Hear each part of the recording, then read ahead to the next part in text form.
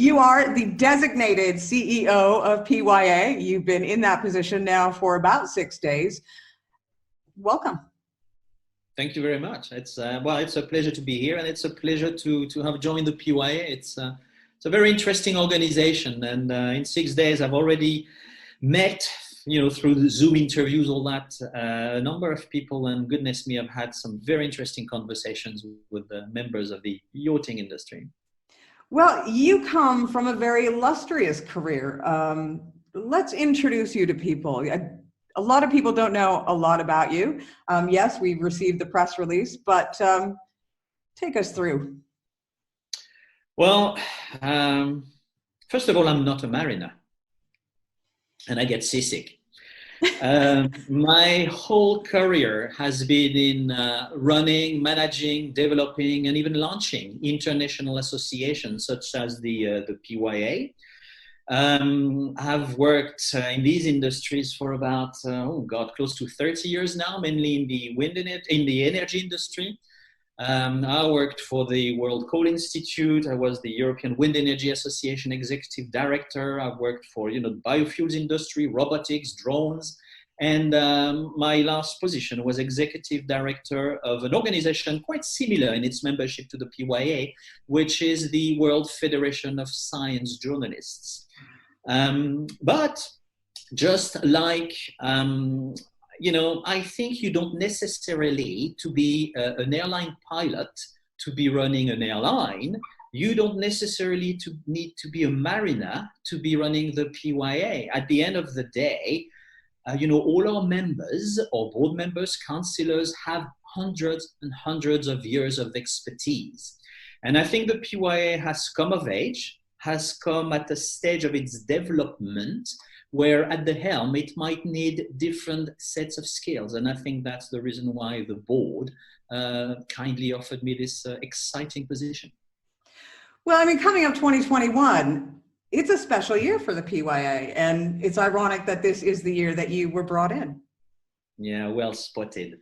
2021 will be the 30th anniversary of the PYA.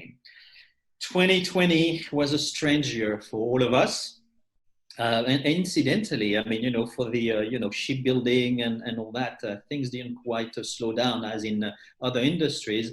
But even though 2020 was a bit of a strange year, 2021 hopefully we'll get back to a normal life, and we will definitely want to make it an especially, a very special year for the PYA and for its members for this 30th anniversary. So we are already, in addition to what we do, sea service, certifications, representation, and, quality management for crews and stuff like that.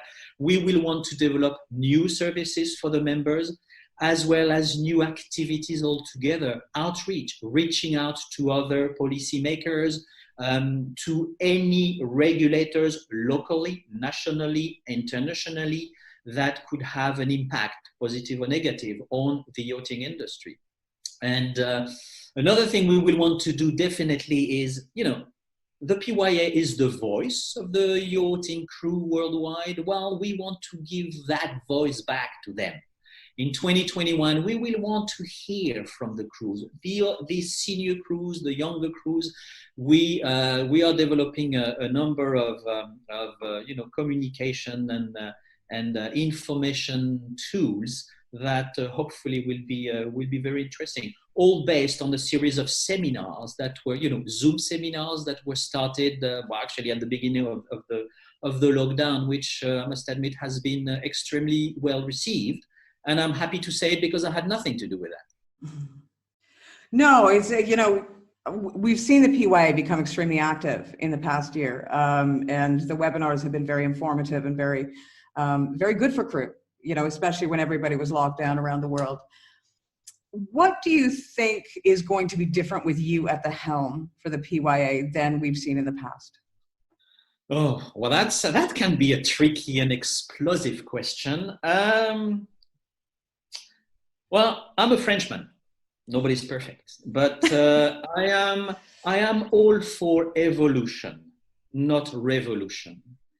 And I would not like to pretend that things are, going to be ever so different with me at the helm.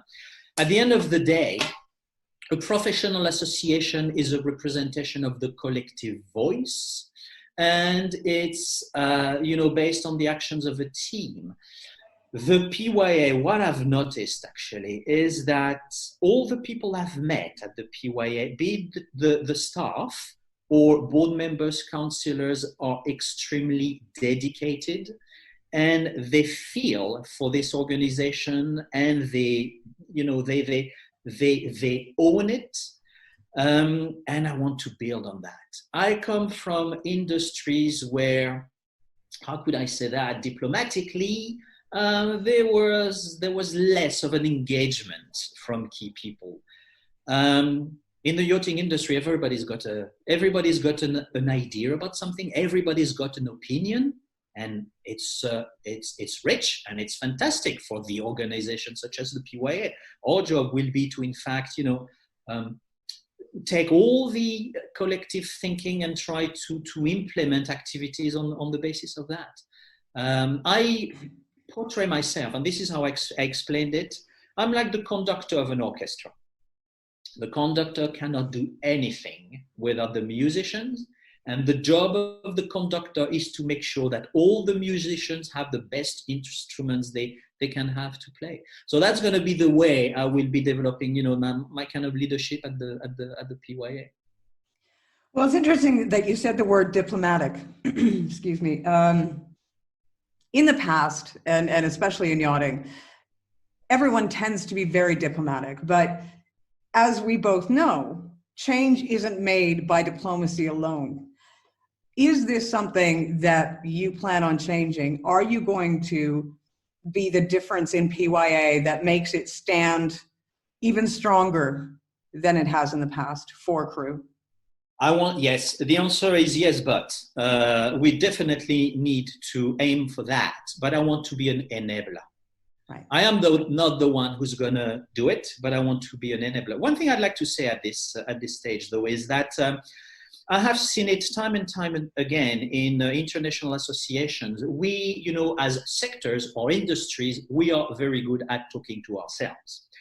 And the yachting industry is an extremely important industry for the world's economies.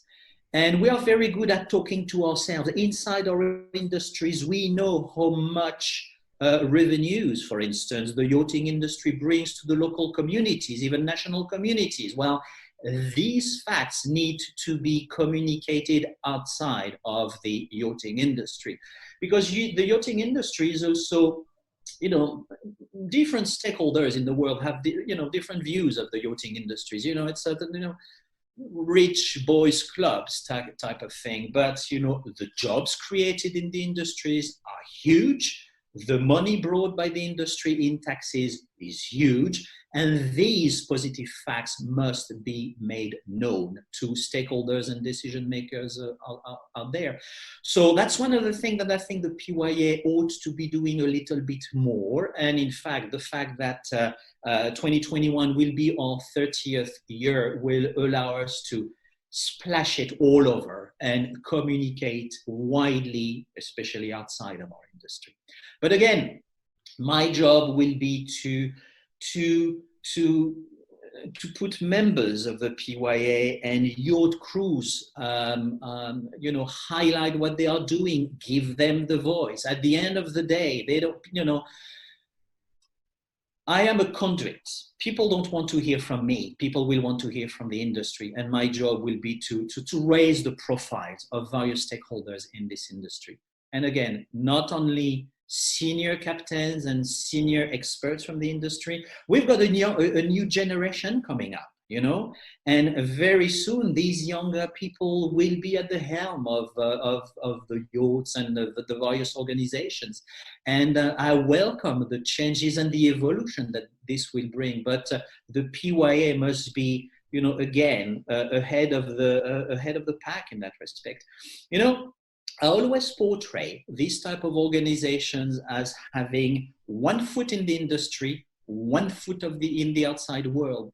And one of the job of this organization is also to be an early warning system for what may come and impact the industry. So you see, there are many different roles that the PYA could do that maybe we have not done in the past, but I will submit a number of strategic suggestions to the board, and hopefully we will see where this takes us. Well, thank you so much, Christophe. It looks like this next year is going to be very interesting for the PYA, and we wish you the best of luck. Thank you very much.